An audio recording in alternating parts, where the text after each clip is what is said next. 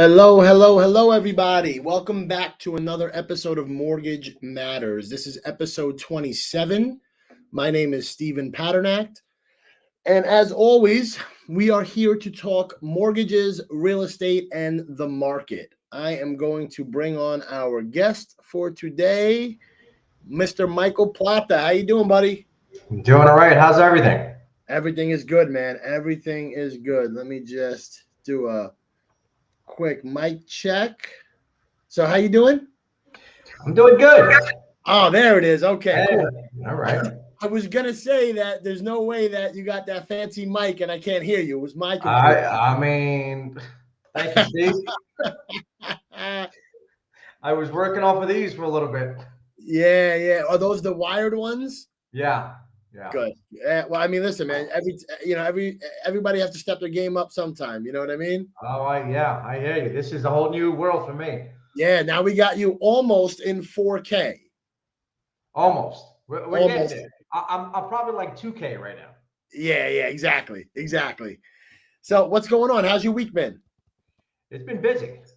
Very busy. A lot of pre-approvals, a lot of buyers inquiring. There's a lot of activity going on. What I'm seeing. And I work with so many realtors that they encounter new buyers, even past clients, investors that we'll probably get into a little bit later. But a lot of pre-approvals throughout the week. Good. Are you seeing, back when the rates were so low, there was a ton of refinances. Are you seeing a lot of refinances or HELOCs coming in, or is it mostly just like pre-approvals? I'm seeing a lot of HELOC inquiries. I think the refis they will start dripping in if the rates continue to go down, right? And there's a couple that have been calling me up to ask me about refinancing, cashing out because they're sitting on so much equity in their property. But some of them are sitting on such a low rate, they don't want to touch it. It's understandable. So we look into the HELOC products. And the HELOC products, correct me if I'm wrong, but what those are, and for those of you who are not aware of HELOC, we're speaking realtor terms, home equity line of credit, which correct me if I'm wrong, Mike, what that allows somebody to do is if they have a certain amount of equity in their home, let's say they bought their house 5 years ago and they during COVID, and they bought their house for, let's just say, $600,000, and now the value has shot up to $900,000. Instead of selling that asset, what they could do is they could tap into some of that equity and get a second line of credit or a HELOC and add it to their current debt, right? That's correct. It's a second mortgage behind their first mortgage. They don't want to touch their first. So as you mentioned, they have so much equity in the property. They want to take some money out. Could be for a lot of different reasons, renovate, maybe buy another property. But it's a second mortgage. And there's different kinds of second mortgages. One that's the most popular, the one that we're talking about, a HELOC or a home equity line of credit. I always tell people, it somewhat acts like a credit card, right? You take out this line of credit, you could draw against it as you wish, and you pay your minimum payment the first 10 years or whatever that balance is. Okay. And does it have a similar interest rate as the first mortgage, or is it a completely separate interest rate and a completely separate payment? It's completely separate. It's based on the prime rate plus the margin of what banks will charge on top of the prime rate. And that margin is all based on risk factors of the homeowner. As far as payments, if we're talking about the HELOC, it's interest only payments. You could always pay towards your principal to pay it off, keep redrawing, pay some of it down, so that way your monthly payment goes down. Also, rates will change when the Fed decides to cut rates or increase rates. Interesting. So the HELOC is always an adjustable rate. It is, yeah. Good point. Yeah, it's an adjustable rate based on what the Fed does. And Gotcha. the Fed will meet every quarter to make that decision, what they want to do. Understood. And with the HELOC, another thing that you just kind of, and I don't want to overlook this, you mentioned interest only. So let's say I take out $100,000 a HELOC, and my interest payment is, I don't know, whatever. I'm going to just round numbers. This seems high, but I'm going to use round numbers. Let's say it's 10%, right? Mm-hmm. I'm paying 10% on 100,000, which is about 10 grand a year that I have that money out. So 10 grand a year, break that up over 12 months. You're talking about I don't know, about $800 a month or so. Yeah. You're close. 833 a month. Yep. And Yeah. nothing, but it never pays down the principal. Correct. That's correct for the first 10 years. Right. For the first 10 years. Yeah, and you know, banks will have different kind of terms with the home equity line of credit, but the standard ones, the first 10 years, you pay, if you only pay interest only, you're not going to pay anything towards your principal balance. Interesting. After those 10 years, then you have to start repaying that balance, and you cannot draw against that line. I always look at interest only loans as like the gift and a curse, because it's a gift because it's like, hey, you know what? Yeah, I'll give you this money, but the curse of it is like you never pay the principal down. So if you're stuck in it, right? Like if you're stuck in that HELOC for 10 years, like you could legitimately the bank is just making all profit at that point. Oh yeah. The bank will love you. You're their favorite client. The bank will love you. Yes, the bank will love you. But there's something to be said about like not seeing that principal be deducted, and every single month you're getting a statement and it's like, all right, 100 grand. Like when you see it incrementally go down, it kind of makes you feel better. But I guess it really depends.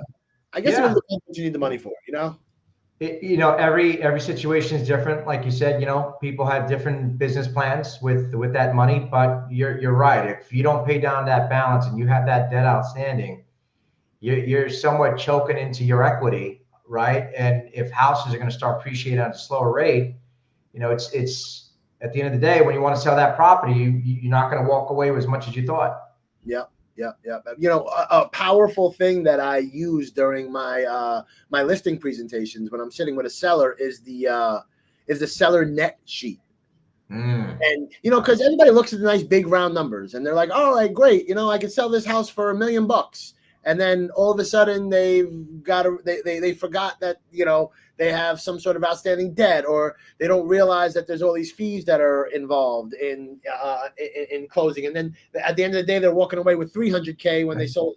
So like it's a very powerful tool. And for me, like I don't look to I try not to be transactional. I try to be more coming from a relationship standpoint. And if it's not the right time to sell, then I don't push that on anybody. I really always ask the clients, whether it's a seller or a buyer, like, what are your end goals here? Like, if you're going to buy something, do you need an exit strategy? What is your exit strategy? Especially, and this will kind of bridge to our next topic and the topic of the day, which is investors. I get so many people that are calling me, that ask me about doing fix and flips, or they ask me about possibly, buy and holds. And I always tell them, like, you have to go into these transactions with some sort of exit strategy, because when the, for lack of better terms, when the crap hits the fan, you got to make sure that you're, safe. So how do you, I guess the easiest way to do this is I'm going to bring you up a scenario, and this is a client. I'm not going to mention their name, but they own a single family house. They have a ton of equity, probably, maybe if I did the math, I think it was like 350 when we did their net sheet. And they're like, listen, I don't want to sell. My kids are still in school, but I do want to get involved in, making some money and using this equity. So how can I tap into the equity, or like, what should I do? And, I talked to them about a HELOC. But they really weren't so enamored with the HELOC. Are there anything else that you would recommend to an investor or somebody who wants to become an investor? And what do you look for to try to walk them through that process? Yeah, I mean, I run so many different scenarios, so many different models. I mean, one of them is just like you mentioned, the HELOC. The other one is a refinance cash out. Then it all depends really, what type of rate are they holding. And sometimes a refinance cash out is beneficial, even if you have a low rate. Maybe you have a lot of debt outstanding, right? And you're able to pay off that debt. Now, if you do a blended rate, which we have a calculator, you actually end up paying less per month of what you've been paying, even with the higher interest rate. If there's still enough cash left over, use that cash towards your investment properties that you're thinking about purchasing. Start building up your real estate portfolio. So, I typically try to look at all different scenarios. So, if it is, let's just say the refinance cash out, we go over those numbers. And then once we see how much money we have to play around with to buy another property, we go over those numbers. and we make sure everything qualifies. So that way they can make an intelligent decision if this is something that works for them.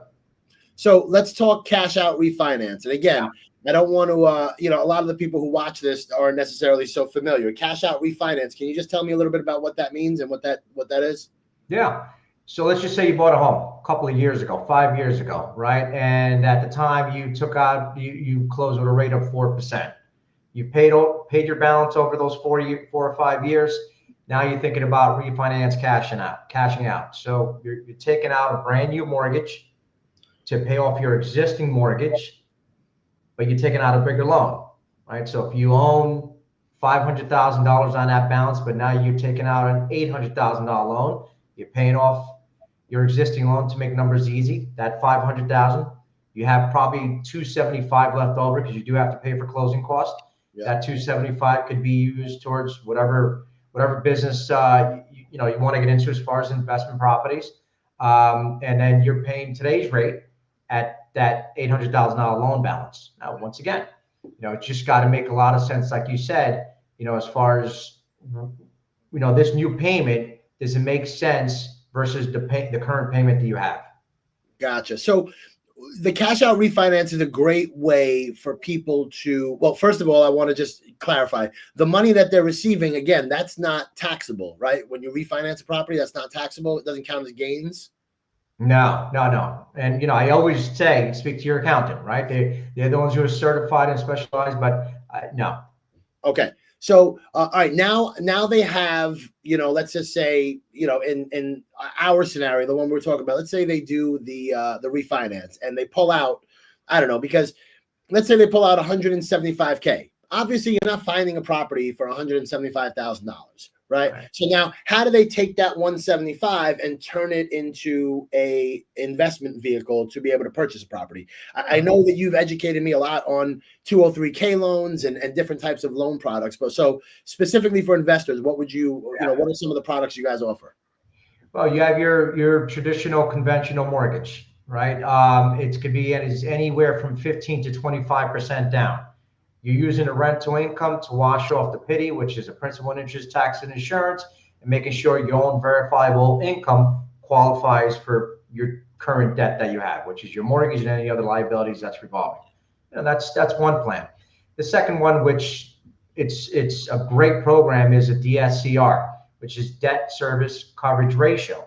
Now that's a larger down payment that's required, anywhere from 20 to 25%. To make it easy, the rental property income must cover the mortgage payment, that new mortgage payment. There's no income to be verified. Assets still got to be verified where it's coming from, which is that down payment plus closing costs plus reserves. So that's the easiest one because it's less paperwork, no income and employment to be verified. That one typically closes pretty quickly. And you have other ones such as bank statement programs if you're self-employed. Once again, it's not going to verify your income, but it's just going to go based off of what your business bank statements are showing as far as deposits for the last 12 months. So there's a lot of different programs out there, but the most popular one for investors is that DSCR. Okay. And so DSCR basically is not necessarily, I think the easiest way that I understood it, and again, I want to make sure because you're the pro here, the easiest way I understand it is that the property, the bank is looking at the property, not necessarily the person so much. And they want to make sure that you said debt service coverage ratio. So let's just take an example, right? You've got a 2-family house where you have 2 3-bedroom apartments. You're bringing in, let's just say $7K a month in income, $84,000 a year. How do you begin to qualify a house like that? Well, I mean, we have to, speaking with the realtor to make sure we know what those comps are for the rental income, then figuring out what the down payment is going to be. We got to start at 20%. Maybe it's a larger down payment they want to put down. We calculate what that principal and interest, tax, and insurance payment is going to be. And as long as that payment is less than $7,000 or $7,000 of the rental income, it works. So traditionally, I always think, and I always thought that banks look at the there is a such thing where it's like it has to be like what is the debt service ratio? I think it's like 33%. That's when you're looking at a personal thing. But when it comes to this, it's 1-for-1, right? Like as long as it covers it. You were talking about the debt to income ratios, Yes. as far as how banks look at, right? And that's verifiable income, on pretty much all the other programs. But on this particular program we're talking about, it's 1-for-1. They want to make sure the rent to income matches your mortgage payment. I mean, this sounds like an incredible product. It is. It's a great program. I do tons of them. They close fairly quickly. It's a larger down payment, a little higher on the interest rate, but it just makes the transaction much smoother, which most buyers want to see a smooth transaction and not go through all the headaches, right? As long as that rent works and matches the mortgage payment, it's a no-brainer. So I mean, you just rattled off like 3 different scenarios. Yeah. Right. And there's I think that the most important thing for anybody, and this is what I always tell people who want to get involved, you got to talk to a lender that knows exactly what they're doing and that has all these different products. Now, you guys over at Loan Depot have access to these different types of products for investors. So it's not like they're coming to you and you can, all right, this is the product we have. You've got multiple ways to try to skin a cat, right? Yeah. We're not a vanilla lender, meaning we don't have only a couple of products to offer. We have over 300 different loan programs to offer, and every single buyer has a different scenario than, let's say, you and I, right? I will have a different credit score than you. I'll have different kind of assets. I just will have a different credit portfolio, and then it's up to the loan officer's job to figure out which loan program works best for this client. It could be maybe 5 different programs, and let's sit down and talk about them, which one works, I mean, we have so many different options that we could offer to see, which is the best financial plan to get into that house. Amazing. Talk to me about 203K. I think we touched on it, in the past, but 203K, I personally, and I have been involved in only one 203K transaction, but I love the product. I love the idea that somebody can buy a property, borrow to buy the property, and borrow to fix the property. Can you just give me a little bit of insights into the kind of like the details of what that? It's the program has such a, I want to say, misconception out there because they believe it's a lengthy process to close, and it's really not. It's just like any other regular transaction. A 203K is only for primary residence. It's not for second homes or investment properties. And you are essentially taking out a mortgage to purchase the home and taking out extra money, which is a repair cost, to finance all in one loan. So that way the seller gets their money, you close, your contractor starts to work after you close, and then it could either be the bank or the HUD consultant, just all depending on the size of the loan or the repair cost. Let's say the HUD consultant will start making payments to the contractor in stages as the work gets done. Okay. You could even, and I've been seeing this a lot on social media, which these changes happened probably about 6 months ago. For some people, if it's a huge construction job and they cannot start living in the property, they could actually finance their principal and interest payments into the repair cost up to 12 months. Love that. So now you don't have to start making mortgage payments till the 13th month until the construction is done, right? But the biggest component or the most important piece to a 203K is your contractor. They have to be licensed and insured, and a contractor could either make the entire process a nightmare or they can make it very smooth and easy. So if a contractor has experience of knowing how to close, how to operate with these type of programs and the lender, they're going to make everybody's life much easier. If they do not, unfortunately, they're not that great at clerical work, and there's some paperwork that needs to get done with the lender, right? And as well, sometimes these contractors have a lot of different jobs going on, and they won't just focus on yours. They'll get back to yours when they get a chance. So it's really getting with the right contractor that is the most important piece to a 203K loan. And you had mentioned HUD consultant. That's the guy who oversees it and who releases the money? Is that how Correct. that works? Right. Right. It's almost So like inspector almost. right. There's even some consultants that are home inspectors. I always recommend using them because they know exactly what HUD is looking for. Because at the end of the day, it's all about fixing whatever's unhealthy and whatever's unsafe. Health and safety issues. That's really what HUD requires to get fixed. If you want to add other type of cabinets and countertops, then that's extra. It is allowed, but at the end of the day, under a HUD or 203K, they just want to make sure that you meet the requirements as far as health and safety. The HUD consultant's job is just that, to figure that out, and then even after you close, to start paying the contractor in stages. Now, most contractors require down payments. Is if they're working on a 203K loan, does HUD allow for money to be drawn for the down payments, or does that have to come out of the client's pocket and they have to be reimbursed?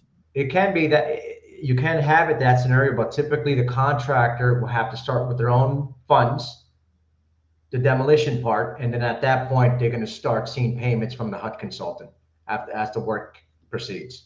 Understood. And I've been involved in a couple of construction loans, and it was very similar, where you kind of got to lay out some money up front, or you have to find the contractor that's maybe not such a smaller contractor that can't really afford to cover, because listen, demo could be you're laying out labor for 5 guys for a week, and now 5 guys, a day salary, I don't know, call it $250 a day. Right.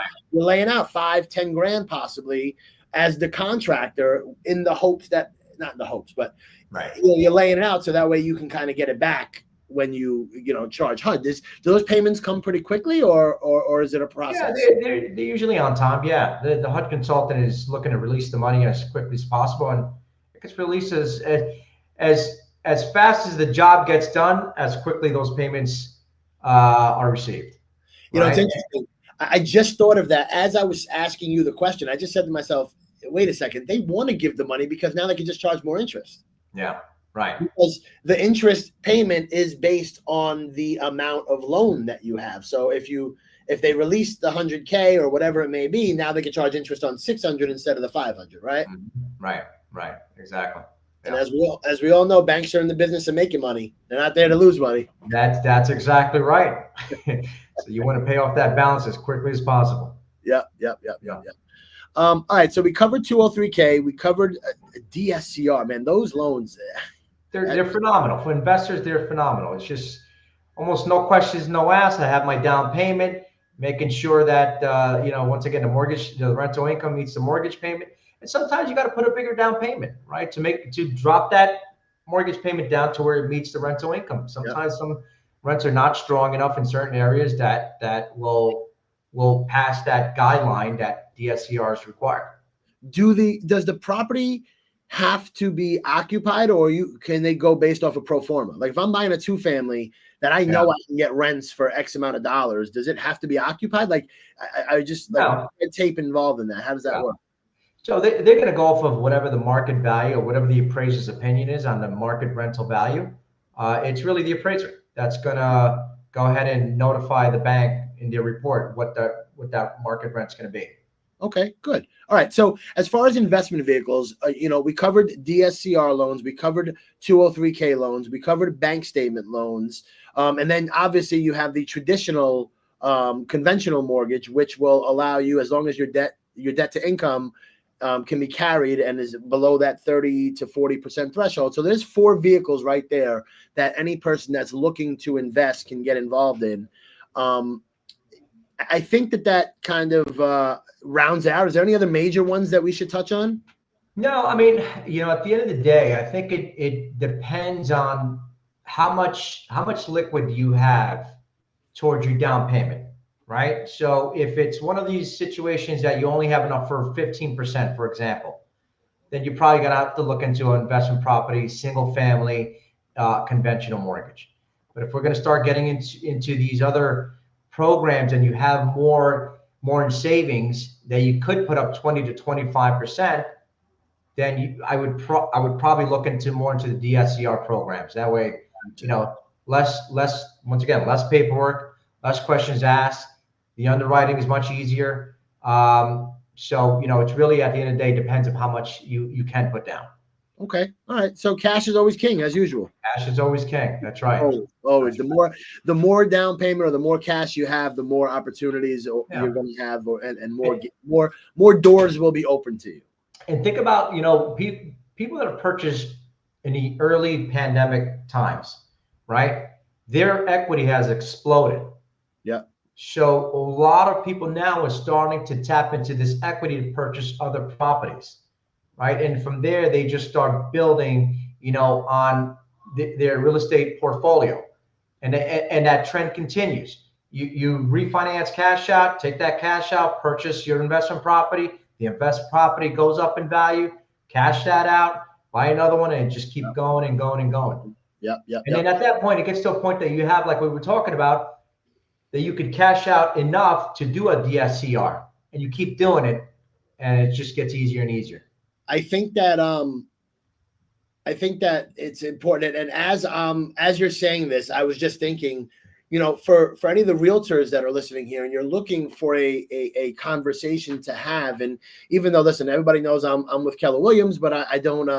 I offer advice to everybody, right? So I think that if you're talking to your sellers and you're checking with them, right, like, and you say, hey, you know what, you bought this house in, let's say, 2019, 2020, and as you said, your equity has exploded. Start having the conversation with them. Maybe they're not looking to sell, but say, hey, look, you got this equity. What are your end goals here? Do you realize what your options are? And then maybe connect them with somebody like yourself or a lender of their choice that they can maybe then start, creating that generational wealth for them. And they could go from being just a primary homeowner to now becoming an investor and start taking down some doors, as we like to say in the business. Yeah. And the last thing to be worrying about is rates. If rates are too high, it's always the best time to buy yesterday, because homes are going to keep appreciating every single year. Yeah. So better to get in now. And when rates do come down, you refinance your properties, right? Yeah. And you get a lower monthly payment. Your cash flow just increased every month, and you just keep doing it over and over and over again. Yeah. How does Loan Depot work with long-term clients? Are there favorable terms? Like if I'm continuing to come back to you and I'm like, hey, okay, I've done 1, I've done 2, I've done 3. Do you guys give like some sort of, obviously no favors, but like, do you give better terms or flexibility for the investor? Well, we do give credits on closing costs as you're a repeat customer. Okay, good. I mean, listen, every dollar counts, right? Absolutely. Yeah, absolutely. So we do forgive some closing costs that, if you come back to us, we'll definitely credit you on the closing cost. Do you look at a person's quote unquote, or an investor's quote unquote resume, like to see if they're seasoned as an investor or not when they're considering taking out a mortgage? There's some programs that do require it. They want to make sure that you have a history of being a landlord, or having a history of doing construction loans or fix and flips. They want to make sure that you are seasoned. Okay, good. And not every program requires it. Some do and some don't. Yeah, because I've been involved in some transactions where they were like, okay, send us your resume. And I'm like, my resume? Yeah. And what they wanted to know what other experience I had in, investing in real estate, property management, or possibly doing any sort of, fix and flips or holds. Typically the fix and flips programs will ask for the resume. The other ones, not so much. Gotcha. One thing, and I appreciate all of the advice and all of the pointers here, but I want to make sure before we go, can you just give us an update on the market and if any new reports have come out and what's going on with rates? Yeah, I mean, rates have been coming down the last couple of weeks. A lot of it due to the escalating trade tension that's been going on, right? So, since the market's been selling off, that money's been moving into bonds. That has been creating more pressure for yields to go down and rates to come down. So, I'm starting to see rates in the low sixes at times. I've even seen rates in the high fives. Yeah. So it's a great time. Also, the Secretary of Treasury, Scott Bessent, just spoke the other day. He wants to bring 10-year treasuries even further down and wants to unlock the housing market. So, Unlock it, baby. Unlock it. Let's go, Scotty. Let's go, Scotty. And we're not talking about the golfer either. Yeah. All right, Mike, thank you so much for your time. And I will see you next week. Everybody, this has been Mortgage Matters, episode 27. Michael Plata. All of his contact information is along the bottom of your screen. If you have any questions, Loan Depot is my preferred lender of choice. And Mike, thank you for filling in for Christian. And I will see you next week. Thank you for your time. All right, take care.